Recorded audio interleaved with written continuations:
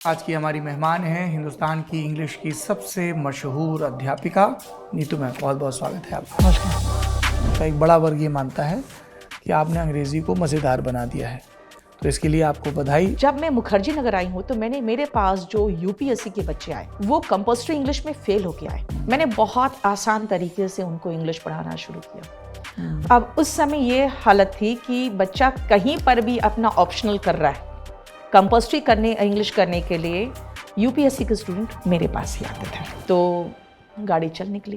क्या आपको भी ऐसे बताया गया था कि लड़कियों के लिए टीचिंग एक सेफ करियर होता है, या आपकी स्वाभाविक रुचि थी? लड़कियों को पढ़ाने का मतलब इनके शादी होना भी मुश्किल होगी। सबका ये मानना था कि लड़कियों को नाम कटा के आप किसी ऐसे स्कूल में लिखवा दो जहाँ पे फीस कम लगे। मेरे मदर और मेरे भैया का मानना था कि नहीं, एजुकेशन बहुत इंपॉर्टेंट है। पर ये बताइए, आप लॉ कर रही थी, आप ट्यूशन पढ़ा रही थी, फिर ये कॉल सेंटर की एंट्री कैसे हुई?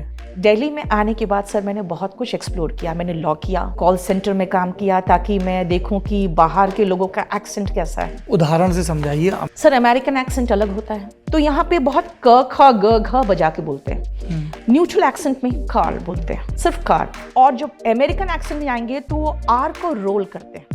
They don't say car, card नहीं बोलेंगे, कार्ड। काफी जटिल लग रहा है। यूट्यूब की जर्नी कैसे शुरू हुई? एक तरफा एसएससी में अपना मार्केट है। मेरे को ऐसे साउंड कर रहा है मुंबई का किंग कौन, भीखू मात पे। नहीं तो एसएससी में और कोई नहीं। जब लॉकडाउन लगा तो सारे कोचिंग सेंटर सब बंद, रातों रात लगा आई, मैं तो बेरोजगार हो गई। 11 अप्रैल को मैं ऑनलाइन आई हूँ लाइव। करीबन 10 मिनट के अंदर ही 2000 वॉचिंग आने लगे, अच्छा रिस्पॉन्स मिलने लगा।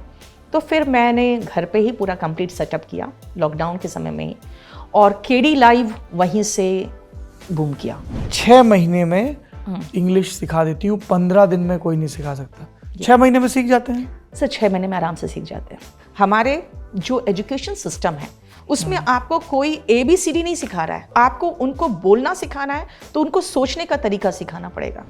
आपकी एक रील और बहुत वायरल है जिसमें आप लड़कों के कंधों पर कितना बोझ है, लड़के बहुत शेयर करते हैं, और कई बार जब उनके घर वाले उनको डांटते हैं तो वो यही रील भेज देते हैं तो देखो मैडम कह रही है हमारे कंधों पे कितना बोझ है। क्योंकि जब बच्चे आते हैं तो वो उनको 2 तरह का माहौल रखना पड़ता है। आपको उनको बहुत ही कंफर्टेबल बनाना पड़ता है, तो मैं उनको बहुत मज़ेदार तरीके से सिखाती हूँ। इतने बड़े बच्चे हैं, उनको आप डांट डपट नहीं सकते, उनको जिम्मेदारियों का एहसास कराएं बस।